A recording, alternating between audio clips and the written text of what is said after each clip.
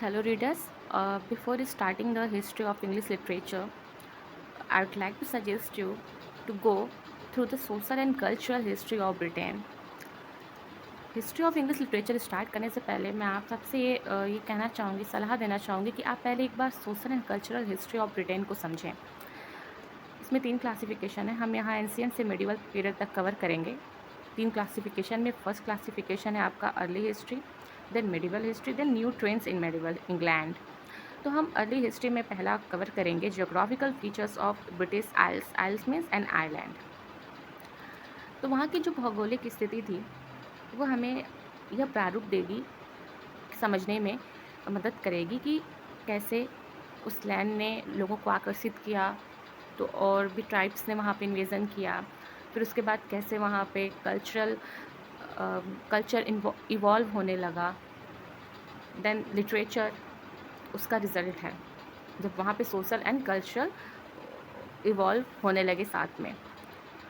तो first, the peculiar geographical location of Great Britain has contributed much in shaping the life and condition of its people. यहाँ peculiar का meaning ये है कि the something that belongs to someone or something that only found at a specific places. So as you know that कि कोई भी चीज़ जो किसी एक के पास हो या फिर किसी एक जगह से वो बिलोंग करती हो, तो अगर वो पिक्यूलियर है तो पिक्यूलियर जोग्राफिकल देखा जाए तो हर लोकेशन, हर कॉन्टिनेंट की अपनी पिक्यूलियर जोग्राफिकल कंडीशन ही होती है जो उन्हें औरों से थोड़ा अलग बनाती है। तो यहाँ पे because of this British people were skillful in maritime activities and in the course of time they became greatest naval powers in history. तो उन अपनी जोग्राफिकल कंडीशंस की ही वजह से वह जल सेना और जितने भी जल से जुड़े हुए जितने भी उनकी चाहे रक्षा प्रणाली हो, उसमें वो इतने स्किलफुल थे, इसलिए क्योंकि UK is separated from the European continent by English Channel and North Sea. वो नॉर्थ सी से घिरे हुए थे। इंग्लिश चैनल भी एक रिवर है वहाँ पे, जिसके ज़रिए इन सब की वजह से वो सेपरेट थे किससे, यूरोपियन मेन लैंड से। जो वहाँ पे थल है, यूरोपियन का जो एरिया है, उससे वो अलग थे और पानी से घिरे हुए थे, इसलिए वो इतने स्किलफुल थे। The Britain is a group of islands. जैसा कि मैंने आपको बताया कि ब्रिटेन एक ग्रुप ऑफ आइलैंड्स है और द 2 मेजर आइलैंड्स आर, और इस ग्रुप ऑफ आइलैंड्स में 2 मेजर आइलैंड्स हैं।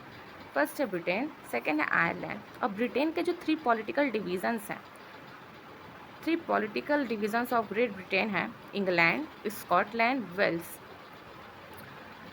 The constitutional name of the country is, संवैधानिक रूप से जो उसका नाम है वो है यूनाइटेड किंगडम, क्योंकि यहाँ पे 2 आइलैंड्स हैं जो मेजर, उनको यूनाइट करके यूनाइटेड किंगडम बना है, और जिसका नाम है United Kingdom of Great Britain and Northern Ireland.